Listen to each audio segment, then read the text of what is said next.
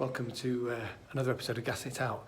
Now, just in the Triumph visitor experience here in Hinckley, look at the camera as much as you can. You might be able to see behind me, that's where everything... Is that recording, by the way, on there? Yeah, it's got a green light on it. So I think, is this our first two-camera shoot, Gav? I think it might be the last. I can't even look at the camera right. But I just want to show you where we were, really. We're in, and you can see all the bits of a Triumph 3-cylinder Speed Triple, I think it is. Yeah, there you are. Speed Triple RS. But we're inside the visitor centre, and we're all set up with this absolute... Cretin. Fool. Oh, it is recording there as yeah, well. Look at that. Just... So, yeah. Hi, how are you doing? Welcome to Gas It Out. It's great that Gav. Have you watched in television before? You wouldn't have thought so. No. Hello. Welcome to Gas It Out. I might cut that first bit out for those of you who've been listening to the audio podcast. If you are listening to the audio podcast, what a little bit of intrigue there for you. So go and watch what we do on YouTube, but still download the audio podcast because you listen to it while you're driving. I know I listen to it while I'm driving all the time. I listen to it when I'm trying to sleep. I listen to your bit. Yeah, I get just your my bit bits, cut out yeah. so I can. We are doing another top 5 in 5 because, as you can see, we are here at Triumph. We're ahead of the San Marino Grand Prix in MotoGP. We're just following on from the back-to-back races in World Superbikes at Aragon. Lots for us to talk about, but we thought instead of getting a guest in, because nobody enjoys those long-form interviews, do they? No, that's the whole shtick of the podcast. Oh, Sorry, yeah. Everyone loves those.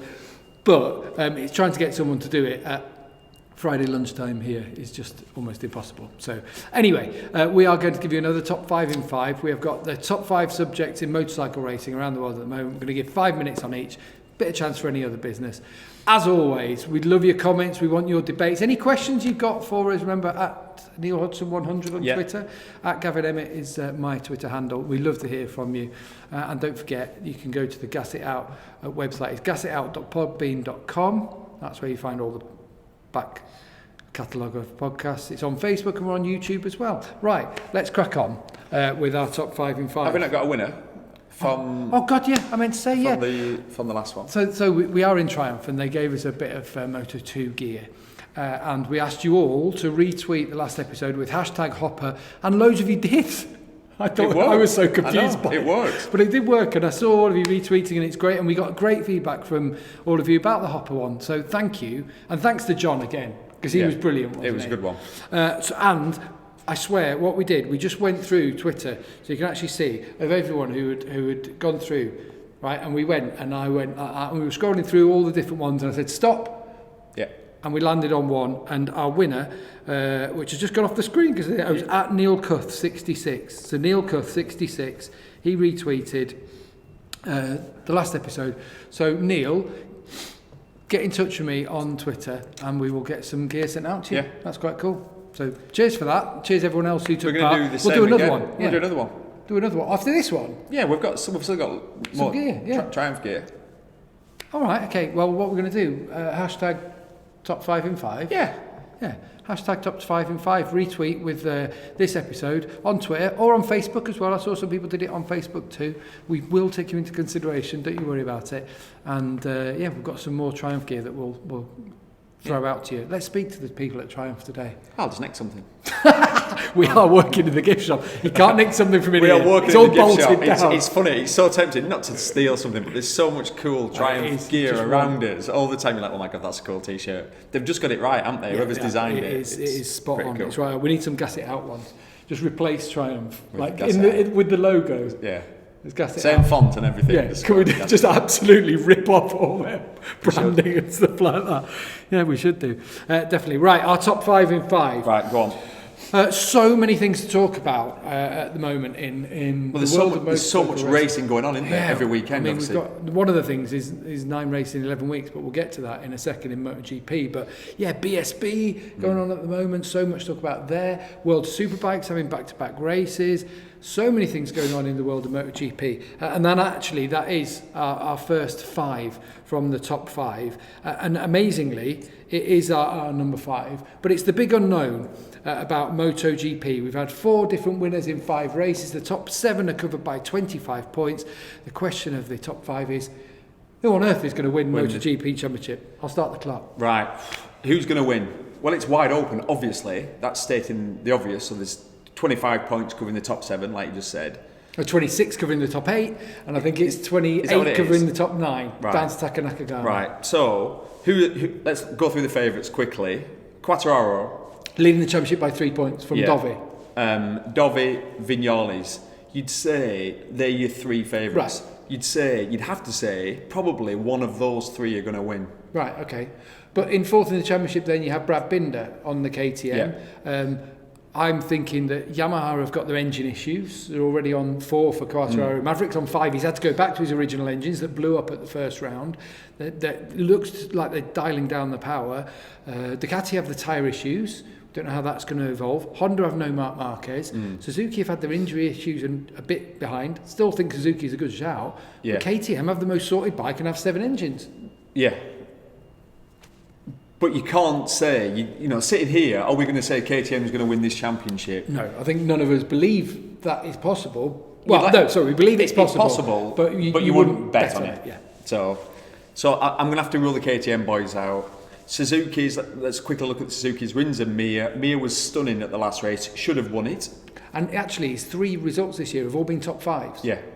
And just looks right, doesn't he? You know, obviously, he's in his 2nd year of MotoGP. He fits well with that team. He's signed another contract. 2-year deal. So he's got that in the bag. So there's no pressure on him to perform this weekend to try and sort a deal out. That's all sorted.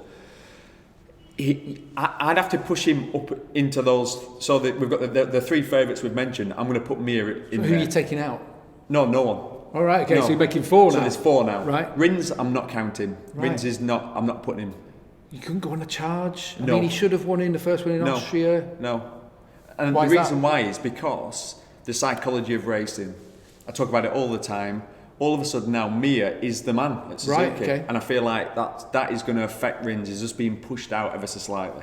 I'm not saying he's going to now start riding terrible, just Rins is the man, Mir is the man in And he that still team. has an arm injury to manage through 9 races in 11 weeks coming up. Okay. So I'm not counting him. So they're the 4 people.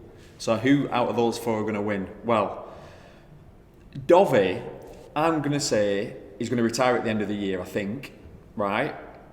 That's one of the other top 5 in 5 subjects. Oh, right. Don't ruin it yet. I think he's going to retire at the end of the year. I think he's already made that mental switch in his brain that he's going to retire. And for that reason, I don't think he's going to win this year. Ooh. So, between the 2 Yamahas. So then we've got, Quartararo. So we're down to... When you got 2 minutes left. Yeah, so now we're down to 3. So Vignales isn't going to win it because he's too inconsistent. He's the pre-season world champion, he's fast for a lap, and he's fast over some races, but he's inconsistent. So it's between 2. I'm going between Quartararo and Mir. Really? Yeah. And which one then? I'm going to have to go with Quartararo because he's clearly the favourite, he's a championship leader. And going into Misano, place he battled Mark for the win last year. Yeah. You could see him doing it twice and then having that boost and Exactly. that bounce going in there. But they hate Barcelona. The that's Yamahas true. They have done over the years. That's true, but I'm going... All the other riders are saying Dovi. Dovi's saying, oh, he's too circumspect about that kind of thing. He's too savvy, isn't he, to put to get himself drawn in into there. going. You've got to think consistency-wise, Dovi's got to be your man because he's done it second over the last 3 years. I would personally still go with Dovi. Okay. So you're saying... I'm going to go Quartararo, you're going to go Dovi. Shall I have a bet on it? What do you want to bet? Let's make it worthwhile. Shall I have £100? Triumph cap. Shall I have £100? I don't have £100. Let's have a proper bet. Let's have £100 on it. £5. People are watching. Let's have £100 on it. You absolute weirdo. £100. Come on. If I have £100, I'm going out. He's nearly sweating. Just look at his forehead. Nearly sweating. Look at my arms. £100. I'll give you £20. Let's have £100 on it. £25. For God's sake, just put your money where your mouth is. Come on. Let's make it interesting. What do you think, people at home? Could you sub me? Could you all come on? Could you all like crowdfund? He gets paid a fortune off BT. Come on, let's have 50 quid in it then. 50 quid. All right. Oh, you just got that in. Right. Remember this episode. Yeah, remember it. Okay, so I'm saying at this point, Dovi. For me, it's for consistency. Yep. You know he's always going to bring the bike home. Can't argue with that. But the tyre's going to work. For Quartararo, it's all new to him. Is the pressure going to tell? Yep. And there's all these things. Marc Marquez isn't going to win it, and he isn't in our top 5 in 5. Who's got his right arm in Yeah, whatever it cast is. that Never seen anything carbon like fiber that. cast. It's amazing, isn't it? It's like Yeah, a Robocop. full bionic arm. Oh, there we are. Right, so that's our 5 minutes up. So many of you complained about the fact they had the alarm going off last time that I switched the alarm off. All right, you get your wish. You get your wish. Right, next up in our 5 in 5. I enjoyed that first one. I did, but I feel like we covered loads of the other subjects in it. Sorry. Okay, so that was that. So the next one is, and this is pretty much part of the same subject. The next subject is 9 races in 11 weeks. Yeah. We've got Mazzano this weekend with a back-to-back. Fans coming in for the first time. But that 9 races in 11 weeks, how hard is it? So many people are talking about, wow, the amount of times I've seen people talking about it on Twitter. So I want to know, doing that, how hard is it on the riders and on the teams? Go.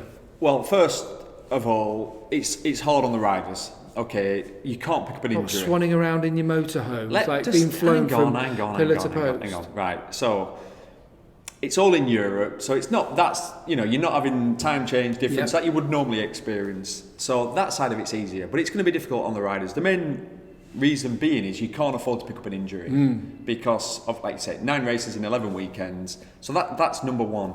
But for me, I look at the whole paddock and I think about the mechanics. I mean, the riders, like you sort of sarcastically were saying, it's easy for the riders. It sort of is. Imagine for the mechanics how hard that is. And bear in mind, your mechanic in your garages, your crews, they're not just spannering. No, they're also setting up a pit box. They're breaking down a pit box. They're rebuilding bikes until midnight on Saturday because your riders chucked it down the road. You're not getting enough sleep. You're getting in before anyone else early because you've got to get the bike, make sure it's ready, prepped, warmed up, brakes bled, everything, all these sorts of things. Can you imagine the hours work the mechanics, the team, behind the scenes people of the teams will work over the next 11 weeks? It's not 9 to 5. And in a race week, it is... A lot of them are driving the trucks from one race to the next. I'd say this, minimum then, I'd say for like a lot of the team members, it's a 12-hour day, minimum. That's absolutely. They will be there at 7 and they'll leave the track at 7. Physical work. Yeah. So I'm concerned about that. I'm also, this might sound... You don't want any mistakes made. Well, there's that, but also you might think, stop talking about that, it's a lot of crap. But like people's relationships, people have got lives, they've got kids, they've got wives, and all of a sudden you're away for all that time. It's bloody difficult. But I think we all appreciate that. Obviously, everyone knows why we're doing it, and everyone's appreciative that there is a championship. So many people saying, it's just a European Championship, shouldn't even be a World Championship. We're doing this. This is happening for a reason. But it might be a taste of things to come, because we're talking about 20 races. It's supposed to be this year, but we're talking about them almost certainly next year, but who knows what's going to happen.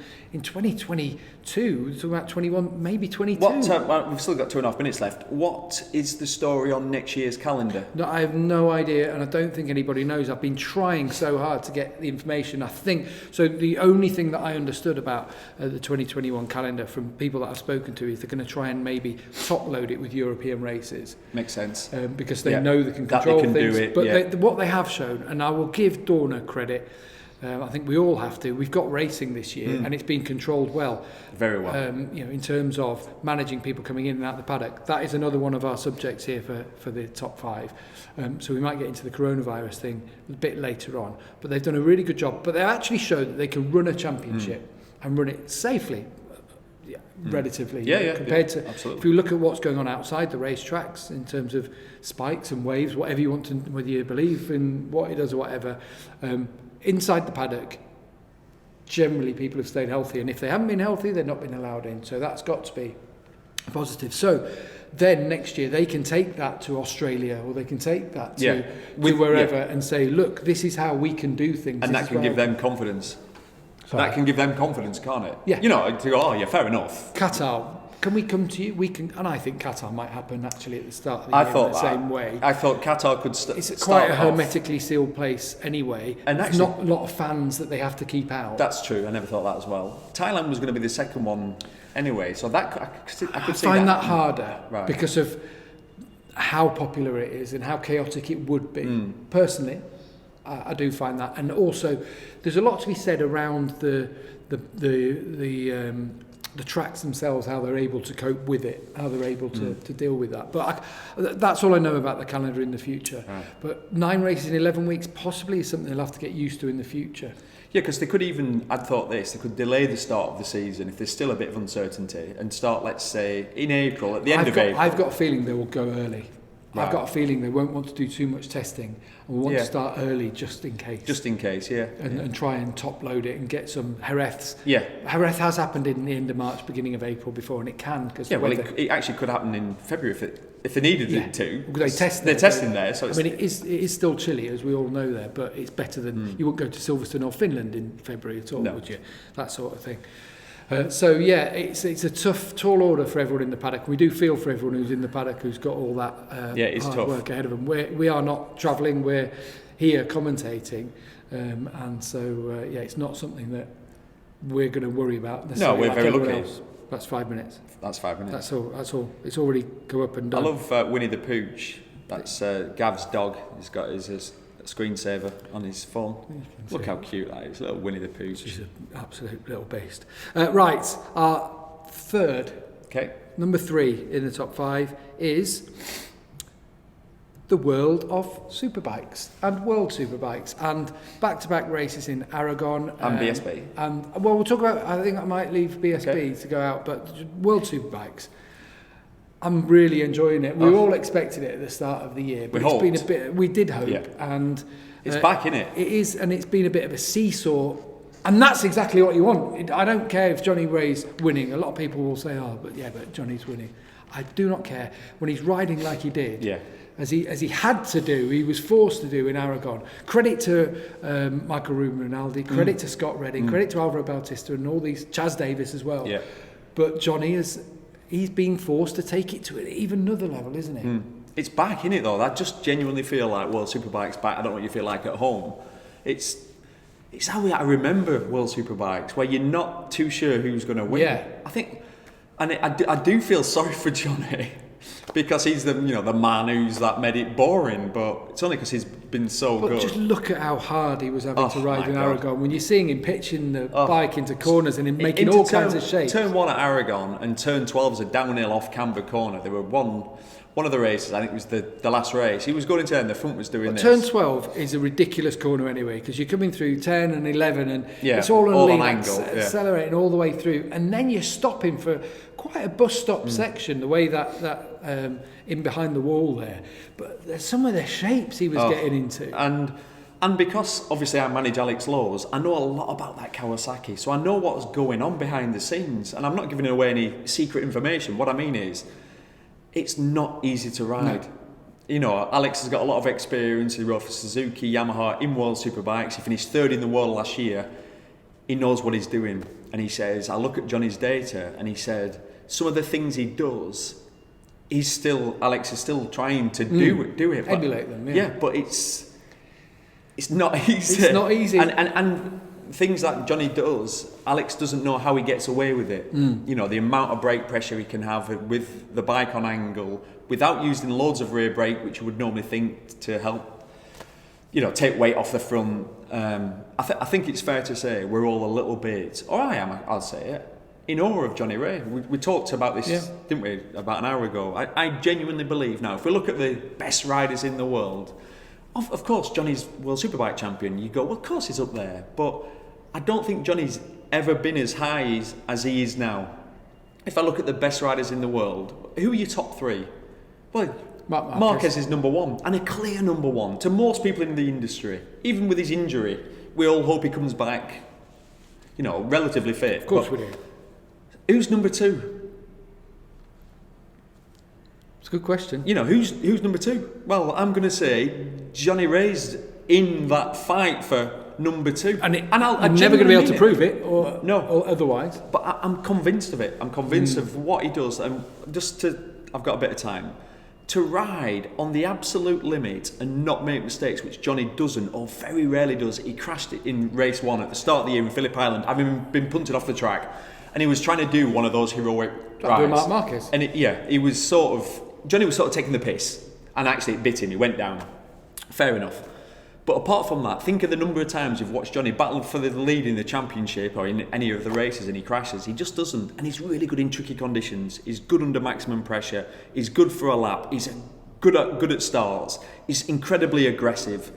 Why is Marc Marquez so good? Well, if you're building a robot, I've said this many times, everything you program into building this super motorcycle robot racer, Marquez has got. Well, so has Johnny Ray. Yeah. Well, I will come back on that to talk about others in it.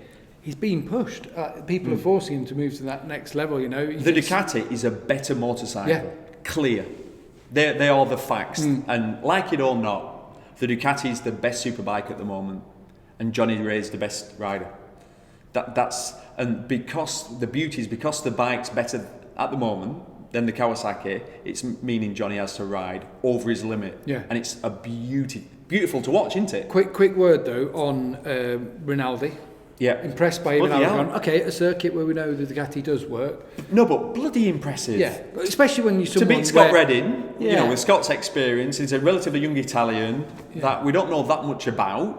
Was it Chaz who called him the annoying little brother? Yeah. Well, he's going to be annoying for Chaz because unfortunately he's going to take Chaz's ride off him. And Chaz is riding really well. Yeah, he just can't qualify as well. So it's Superbikes is great at the moment. I think Loving so. it. I think so. That's 5 minutes right up there, right on cue. Well done, Neil Hodgson, on that one. Right.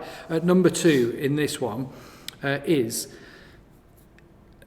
a big talking point at the moment. Jorge Martin is missing out on the San Marino Grand Prix because of coronavirus. He's tested positive.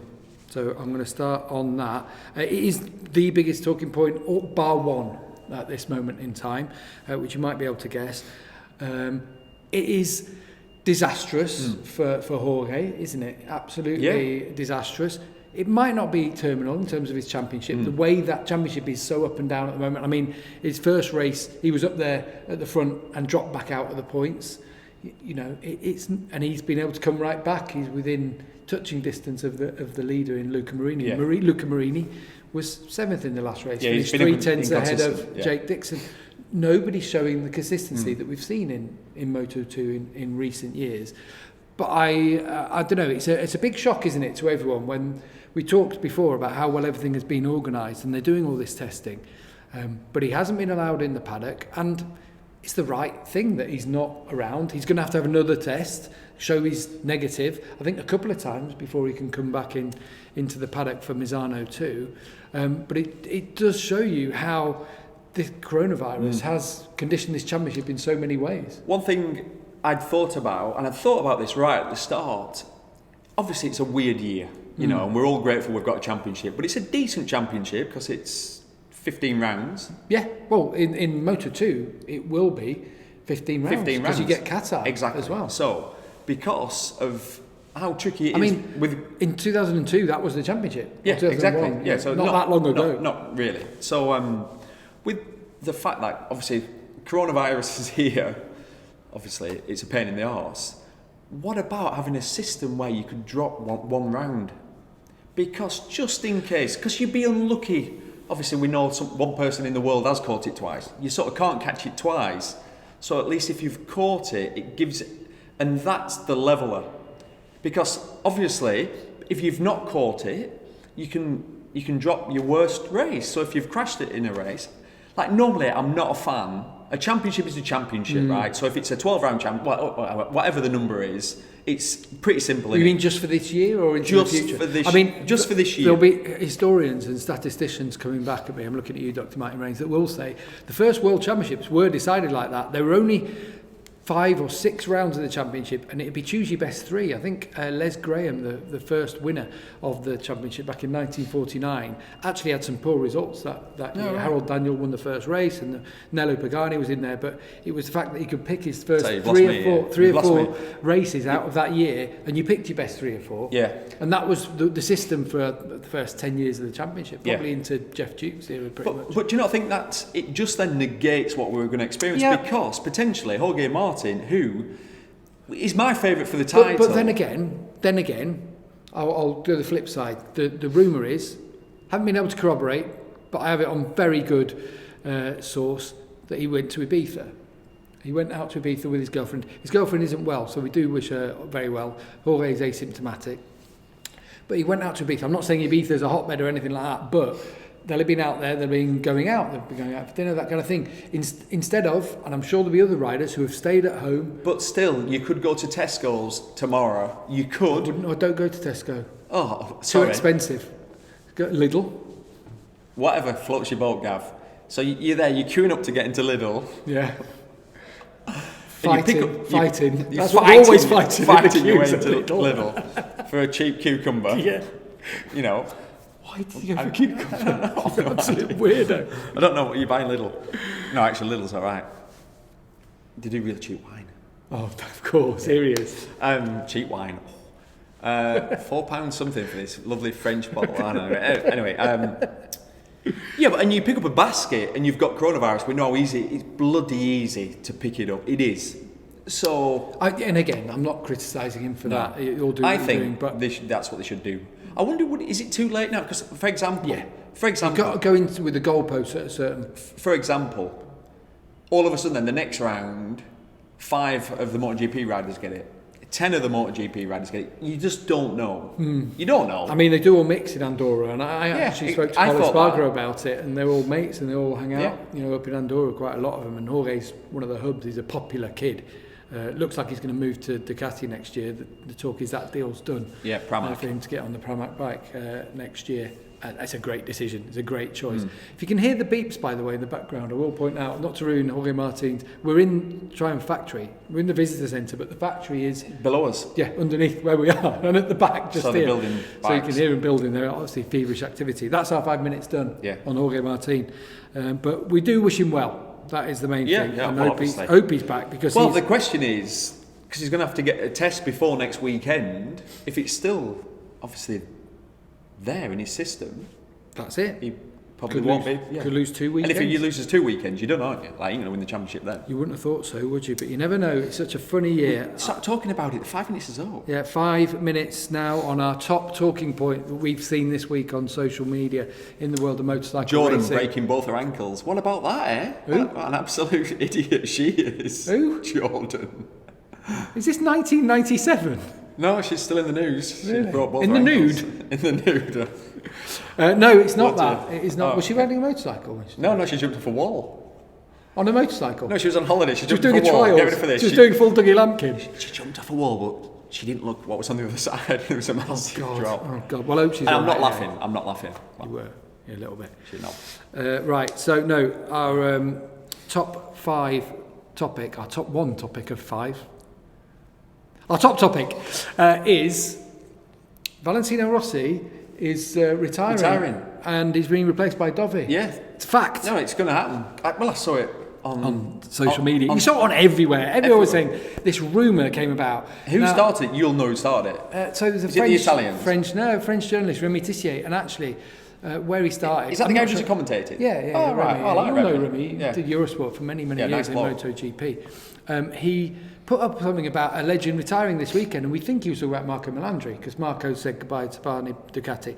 And that caused this avalanche of other people saying, and that Dovi was speaking to them, and they were going to put Dovi. And you were crying for a full night, weren't you? But I will say, look, we've spoken to everyone involved in this. Lynn Jarvis, Razlan Razali, who's the boss, Valentino Rossi, he's staying. 99%. Why isn't he signed this bloody contract then? So lawyers, it's all in lawyers. We actually had Lynn Jarvis say to us, it's clear all about lawyers. But so off the back of it though, if we think he's staying there, what's Dovi doing? This is all tied into the same story. What on earth is going on with Andrea Dovizioso? I spoke to him here in Misano. Spoke to him yesterday remotely. And he tells me that, no, nothing's sorted, but he's not concerned, he's all right, just focusing on how things are, chilled out. Makes no sense, does it, all that? So he's had offers from every manufacturer to be a test rider. Because not where he should be. No, but because there's no seats available, so he can't just sign. So a lot of people then were saying, KTM are going to kick out Petrucci and whatever. I do not see that happening. No. Just because KTM, would look awful. No, there's no reason to do that. You've signed a deal. Yeah, there's no reason. And we've seen it happen. Ducati have done it. Carol Abraham last year. Yeah. Zoran Zarco. They wouldn't do that. So he's been offered all these test rides. obviously as a holding, like a holding pattern. Keep you for the year after. Exactly. But it's not the year after, is it? Because people that have signed 2-year deals. Well, there'll be some that are 1+1s. Right, yeah, that's true. So then there's a question mark, who's going to have the factory Ducati ride? Could it still be Dovi, or will it be Zarco or Bagnaia? It's Zarco or Bagnaia, definitely. Who would you go for? Bagnaia. Future. Yeah, I think that's right. And I think Zarco could still fit in and do a job Zarco's just a fraction too old, isn't he? Yeah, he's 29. He's 30-ish, isn't he? Around there, so yeah. I don't know if I just think there's something special about Johann Zarco. I rate Zarco, but I'd still go Bagnaia. And some people will say he's had his factory opportunity at KTM and all that, but... what we're saying? Dovi, brilliant, yeah, surely. So what he said this week, which tells me he's definitely not going to Aprilia. We don't think he's going to Aprilia, but he said, if I race, I'm not racing just for the sake of racing. Which instantly you just go, well, that's Aprilia out the window. It is. Aprilia have done nothing in MotoGP. They've got ever concessions. They're the only team with concessions ever. So it's not like but nor of KTM in MotoGP. Different animal. I'm just saying. Different animal. Being devil's advocate. Different animal altogether. KTM have always been whatever championship they've gone into to win, and they have done. And they did that, obviously, all through the off-road series. But Aprilia have won in World Superbike, they've won in 250s, 125. Yeah, but they've been in MotoGP for a lot of years. Yeah, and they were in 500s and it never clicked. And never. With the twin. For whatever reason. For whatever reason, it's never worked, has it? So Dovi's not going there, yeah. He's not going to be a test rider. He could be world champion. He's my world champion this year. Yeah. He's not going to be a test rider. 50 quid, eh? Bloody hell, you're going to be sweating when you hand that over. I'll tell you what, it's going to be such a bad weekend now. Right, so... I think he's retiring. So that's it. Done. You know what I mean? I don't think he's... Well, he might do a bit of test riding, but I think he's going to retire. He's 34 years old. It was 20 years ago... No, so it's not 20 years ago.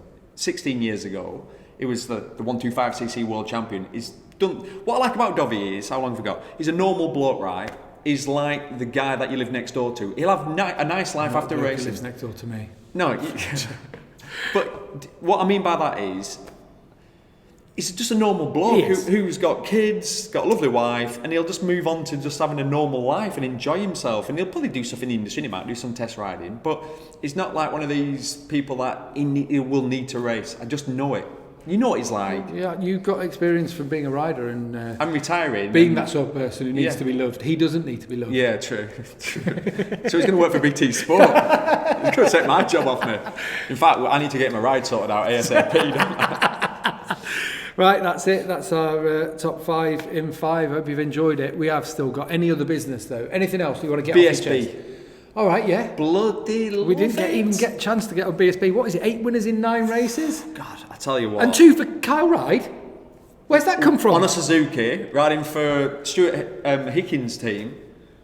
Where did that... I mean... Brilliant. I love it, by the way. Oh my God, we all love it. I just love BSB. I know, I've rated Kyle Ride since he was in the rookies years ago, and it just never clicked. For whatever reason, I don't know. I remember Carl when he was a kid. I haven't been involved in the British paddock, but I speak to people all the time, and it's always been a case of the kid's got a lot of talent. Everybody, bagfuls of talent. Yeah. Everyone wants to be, but there was just that click of application, and hopefully that happens now because he's still young. Yeah, he's 23. Exactly. He's been around ridiculous forever. He's been around for 10 years, but he's never been slow. But he's made some probably bad career choices, but that's racing. Everything's in hindsight. You look back and you go, I shouldn't have done that. But all that matters is he's 23 years old and he's fast now, and he's won 2 British Superbike races in style. Like look comfortable. There's nothing I like better than on a weekend off, because we're all addicted to this sport. Is sitting on my bed. My girlfriend's downstairs watching the big TV. You know what I mean? She can do whatever. You're on the black and white. I'm on the black and portable. But I'm in the bedroom and I've got BSB on because it's all action. I tell you what, I would not want to race BSB right now. It reminds me of Moto3 a little bit. Yeah. On 1000cc. The rules are there are no rules. Yeah. And it's every man for himself. And you show a little bit of weakness in BSB at the moment, and somebody will dive bomb you. It's usually Andrew Irwin. Who I love watching. And Glenn, I I'd hate to race against Irwin brothers. But that's it, isn't it? But I love watching them. It's great value. Yeah. And it's that mental approach. Pass or be passed. That's BSB. The next corner. Yeah. You have to try and pass the guy in front of you. If you don't, the guy behind you is going to pass. Moto3. Yeah, it's Moto3. It's it's superb. Can't get enough of it really. I'm excited for the next round, which is what track is the next round? They've got a weekend this weekend off. Where are they at? Oh, Alton Park. Alton, oh my yeah. God! And that's the beauty as well of BSB. Oh, actually, no, I've just got a bit nervous now, thinking, God. You know what I mean? Because it's sketchy around there. It's a great track, is Alton, but it's a narrow track, so. Oh God! Yeah, I want to have a quick. wait. My only other business is Andrea Locatelli. Yeah. Just the job that he's doing in World Supersport. Stunning. What it highlights is that World Supersport is not a strong. It used to be so strong. It's not a feeder class, is it? No. In the same way. No. That's what I sort of and almost was alluding Locatelli to. shouldn't. Locatelli was a good Moto3 rider and a good Moto2 rider, but he wasn't a great one. No. He was floating just inside 10th, 11th, 7th, 14th in Moto2. Moto3 was a bit Better, closer towards the front. But then to jump into World Supersport, to win every race and just take the piss really. I mean, he looks a different level, doesn't he? Yeah. Sort of tells me that he's a much better rider than the people he's riding against. I know that states the obvious of sort of how it works. That's but points what, you get. Yeah. What I'm doing is it highlights how tough Moto2 is and how World Supersport is not quite like it used to be. In the olden days when Witt used to race in it and there used to be all the factory teams and you know what I mean? Literally, there were 20 good riders in probably 30 good riders in even into World the Supersport. 2000s all the way through there, and you see your Cals and your everybody who's Newlands Johnny and, Ray and everyone who's gone Andrew through Pitt that. and all, a lot of people people who've done that over the years, and but that is all we've got time for because we are on air in about 10 minutes. About 10 minutes, yeah. This is brilliant. So we hope you've enjoyed our top 5 in 5 from here at the Triumph. Retweet Experience. it, and there's a chance to win some Triumph goodies. Yeah, hashtag top 5 in 5, retweeting this episode. And remember, the main thing is you were witnesses to the big bet when I take £50 Big bet Lynch. off Lancashire lad taking it off a Yorkshireman. We will film it, honestly, it'll be amazing. Obviously, if it's the other way around, we It'll won't be beautiful film it. with all the moths coming out. Yeah. By one. Yeah? Oh, I've never seen it. Have you? I don't Seriously? have one. No. Well, you don't, do you? I don't have a wallet. No. Contactless. Never bought me a beer. Why would you? Right, we will get back to work. Because you won't come to Wetherspoons with me. You're all going to your hoity-toity wine bars. Shut up. Love you, man. See you later.